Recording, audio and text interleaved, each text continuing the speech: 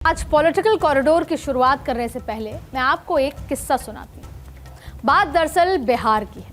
गृह मंत्री अमित शाह अधिकारियों के साथ बॉर्डर एरिया को लेकर बैठक कर रहे थे और उसी दौरान बात उठी बॉर्डर के 15 किलोमीटर के दायरे में बसी अवैध बस्तियों की। तो अमित शाह ने दो टूक निर्देश दिए कि उन्हें फौरन हटा दिया जाए।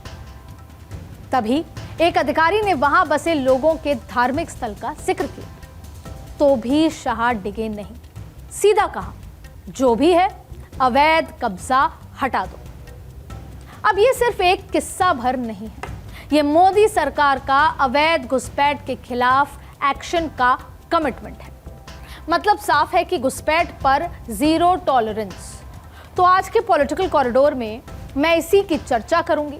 मैं बताऊंगी आपको सरकार का प्लान भी और ये भी समझाऊंगी कि क्यों ये मुद्दा बीजेपी के हाथों लगे अलादीन के उस चिराग की तरह है जिसे जितनी बार भी घिसा जाएगा वोट का जिन बाहर निकलेगा।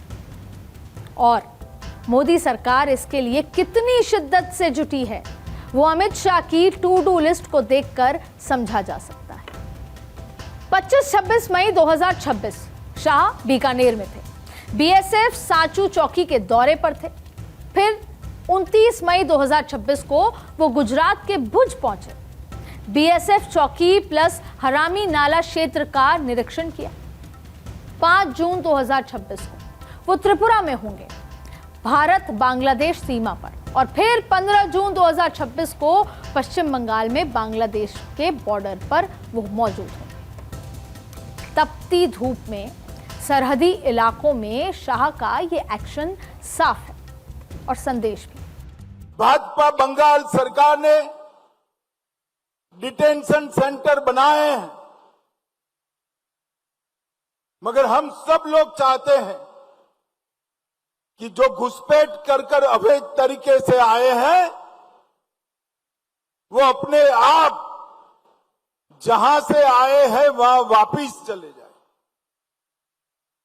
अगर वो अपने आप चले जाते हैं तो बंगाल सरकार भी उन पर कोई केस नहीं करेगी, जाने के लिए उनकी सहायता भी करेगी। और मैं आशा रखता हूं कि जब अभियान चले पहचान का, उसके पहले ही ढेर सारे लोग अपने आप चले जाएंगे।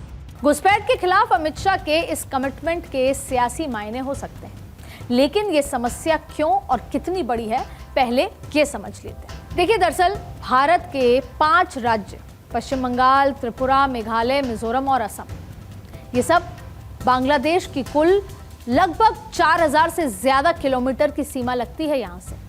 और इसमें करीब 2217 किलोमीटर की सीमा पश्चिम बंगाल और बांग्लादेश के बीच है। केंद्रीय गृह मंत्रालय के मुताबिक कुल 4057 किलोमीटर में से 3240 किलोमीटर की सीमा पर बाड़ लगाई जा चुकी है।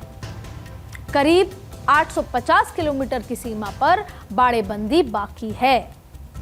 वहीं पश्चिम बंगाल में 2217 किलोमीटर सीमा में से 1648 किलोमीटर की बाढ़ है, लेकिन अभी 570 किलोमीटर में बाड़ेबंदी बाकी है। और इन राज्यों में डेमोग्राफिक चेंज एक बड़ी समस्या बनकर उभरी। पश्चिम बंगाल के मुर्शिदाबाद में 125 किलोमीटर से ज्यादा का इलाका बांग्लादेश बॉर्डर से सटा है। यहाँ 7 विधानसभा सीटें बॉर्डर पर हैं और इस इलाके में नदी ही बॉर्डर है, फेंसिंग नहीं है।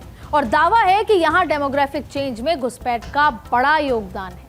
और इसी तरह मालदा, उत्तर दिनाजपुर, दक्षिण दिनाजपुर, उत्तर 24 परगना, नदिया, कूच बिहार, ये सब डेमोग्राफिक चेंज का दावा किया जाता है यहाँ पर। जबकि असम में धुबरी जिले में 74% से ज्यादा मुस्लिम आबादी है और आरोप यहाँ भी वही डेमोग्राफिक चेंज का है।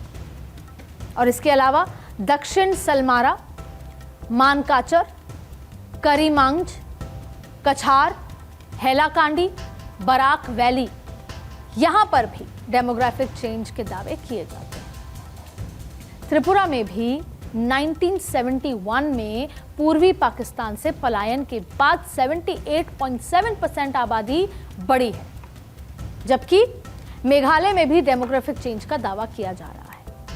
लेकिन कहते हैं कई मुद्दे ऐसे हैं जो सियासत के मैदान में राजनीति की गर्मी के दौरान शरबती ठंडक के वादे की तरह परोसे जाते हैं, लेकिन ये मुद्दे सियासत में उबाल भी खूब लाते हैं। घुसपैठ का मुद्दा भी सियासत का एक ऐसा ही हथियार बन गया है कि चुनाव कहीं का भी तनाव सरहद पर दिख ही जाता है। जैसे पश्चिम बंगाल का चुनाव ही ले लीजिए, टीएमसी पर बांग्लादेशी घुसपैठियों का साथ निभाने के आरोप लगे और सियासत का सबसे बड़ा केंद्र बिंदु घुसपैठ का सवाल रहा। असम में तो घुसपैठ का मुद्दा दशकों पुराना है, लेकिन इस बार विधानसभा चुनाव में हेमंता बिस्वा शर्मा के नेतृत्व में इस पर सियासी हंगामा नेक्स्ट लेवल पर था। बिहार में तो घुसपैठ सिर्फ एक चुनावी भाषण तक नहीं रहा, बल्कि पटना हाईकोर्ट में सीमांचल के जिलों में घुसपैठियों की पहचान कर उन्हें निकालने के लिए पीआईएल तक दायर कर दी गई। झारखंड में भी अमित शाह ने खुद घुसपैठ मुक्त झारखंड का वादा किया था। और तो और महाराष्ट्र, जिसकी सीमा किसी भी बाहरी देश से नहीं लगती, वहां के चुनाव में भी रोहिंग्या के मुद्दे का रंग चढ़ा। मतलब राजनीति की इस बाजी में घुसपैठ का मुद्दा कल था, आज है और कल भी रहेगा। कल रहेगा, ये मैं क्यों कह रही हूं, ये समझने के लिए भैया राजनीति के चश्मे से एक बार भारत के नक्शे को निहार लीजिए। पाकिस्तान से सटे पंजाब में 2027 में चुनाव है। घुसपैठ और सीमा पार से तस्करी का मुद्दा उठेगा। चीन और नेपाल से सटे उत्तराखंड में भी 2027 में चुनाव है। नेपाल से सटा उत्तर प्रदेश है और 2027 में चुनाव होने वाले। और म्यांमार से सटे मणिपुर, पाकिस्तान से सटे गुजरात और चीन से जुड़े हिमाचल की भी यही कहानी। फिर आएगा 2028। त्रिपुरा, मेघालय दोनों बांग्लादेश से सटे हैं, वहां घुसपैठ की गूंज होगी।